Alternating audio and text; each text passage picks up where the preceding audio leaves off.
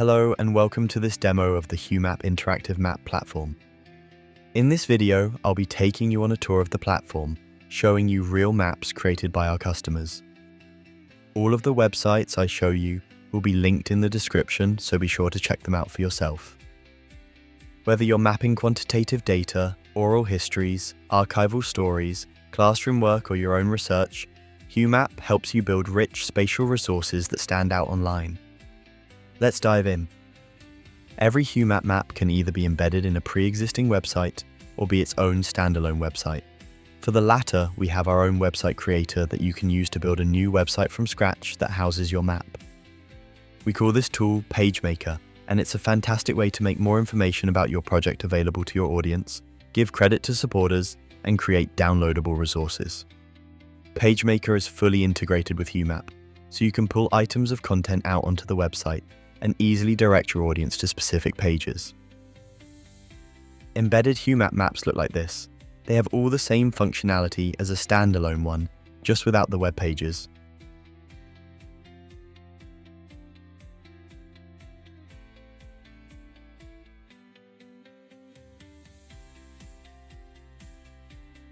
This example is the Vienna Holocaust Library's refugee map. They're using Humap to turn their extensive collection of family papers into a place-based digital exhibition.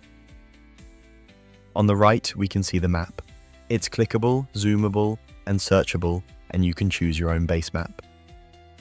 On the left, we have the information tray where the content lives. On a traditional mapping software, each of these points on the map would be surface-level metadata.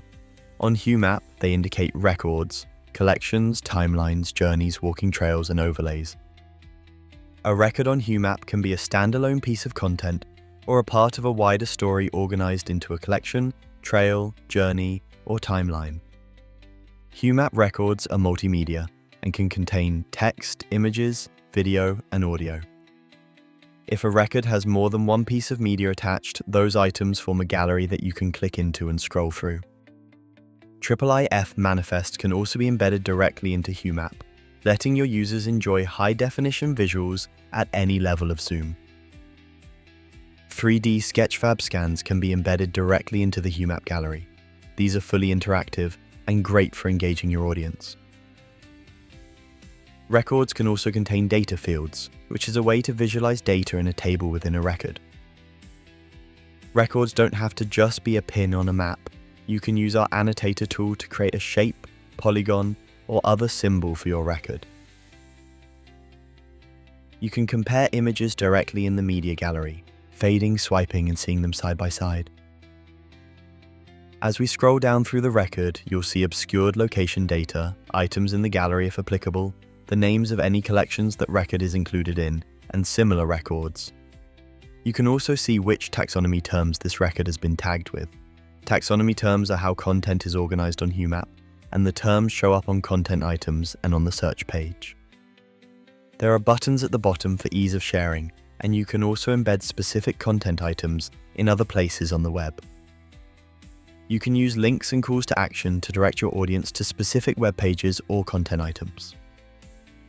The refugee map, for example, uses calls to action to link people to the collection database for that record.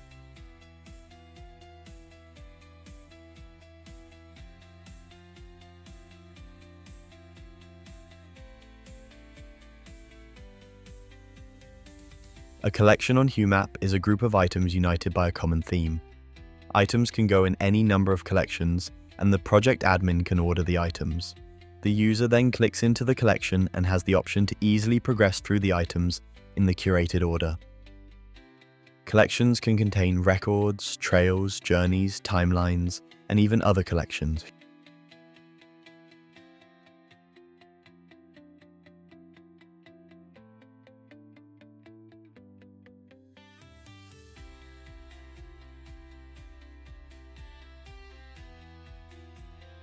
With Humap, you can create walking trails, sequences of digital items linked by a route line, complete with estimated time and distance.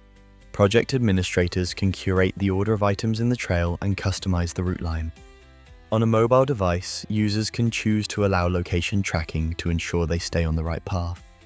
For example, Scarborough museums and galleries used Humap's trail feature to connect digital collection items with the physical city landscape, encouraging deeper place-based engagement with heritage.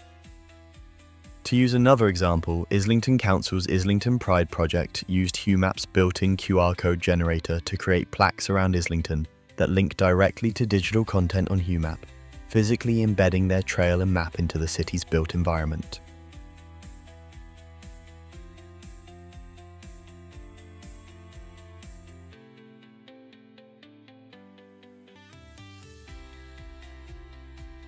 Journeys and timelines can be used separately, but they complement each other well. The timeline widget lives at the top of the tray, adding temporal context to the items within it. Like a collection, your audience can then either click Next to go through the timeline chronologically, or click on items within the timeline to go to the entry within that time frame. The journey is the green line on the map that links the record pins together. This shows a direction of travel that adds context and interactivity to the items within it. The route line can be edited and curated, and items within the journey can be ordered chronologically or manually.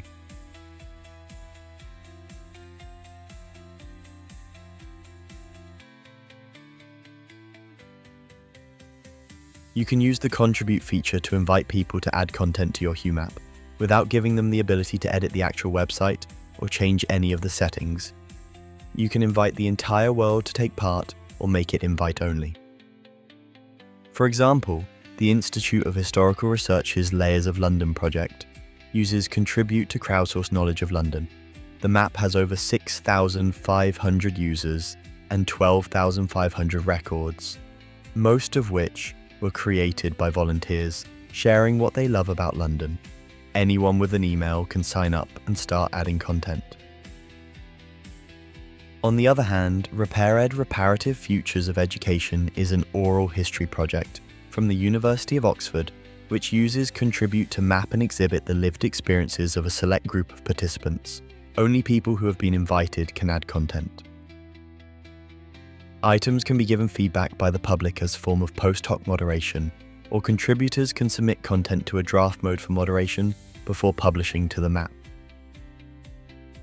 Let's add a record using the Contribute system. Contribute is a simplified version of the record creation process in the admin area, which I'll show you later on.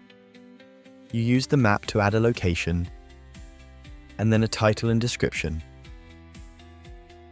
On this page, you can attach media items to your record. You can add images, audio from SoundCloud, video from YouTube or Vimeo, and IIIF embeds.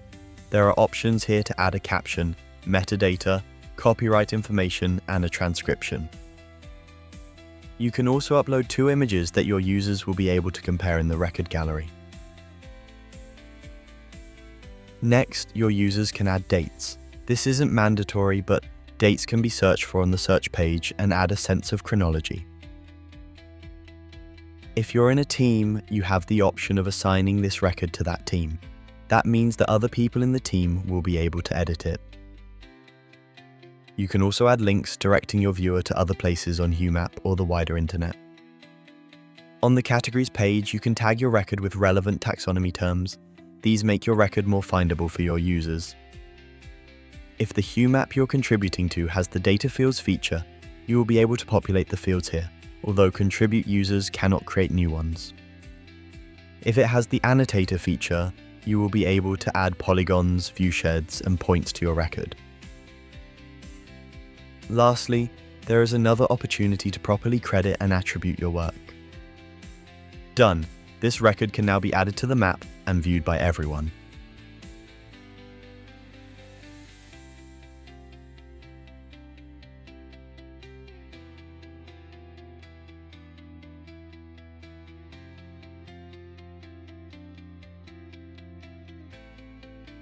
Overlays on Humap can either be geo-rectified historical raster maps or modern vector spatial data maps. In this example from the London School of Economics, we can see Charles Booth's map of poverty in Victorian London overlaid on top of a modern map. Volunteers crowdsourced the data from the image in the form of polygons, meaning we have Booth's work in both historical map and modern GIS data form. You can switch on several overlays at once and toggle the transparency to see how the area or the data depicted in the maps has changed over time. You can also associate an overlay to a content item, meaning it will automatically switch on when somebody clicks into that item. This is great for adding context to data or media.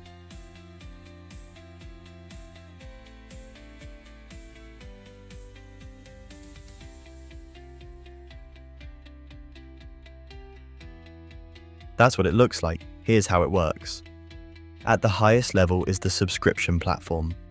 This is where users with subscription admin permissions manage everything from user access to maps and features across Humap websites.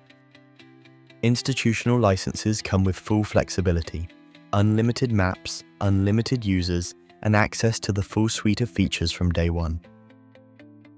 Individual licenses allow for one map, but still offer unlimited users and access to the full feature set for that map. Each map also has its own admin content management system. This is where admin-level users can customize their Humap website and create content. With Humap, you don't just build a map. You create a space for stories to live, grow, and connect with the world. Whether you're working with collections, classrooms, communities, or cultural heritage, Humap helps you bring it all together, clearly, creatively, and with purpose. Thanks so much for watching. If you'd like to know more, feel free to get in touch by emailing sales@humap.me, booking a personal demo, signing up for one of our public sessions, or subscribing to our newsletter. You'll find all the links in the description below, and don't forget to explore some of the amazing projects already live on Humap.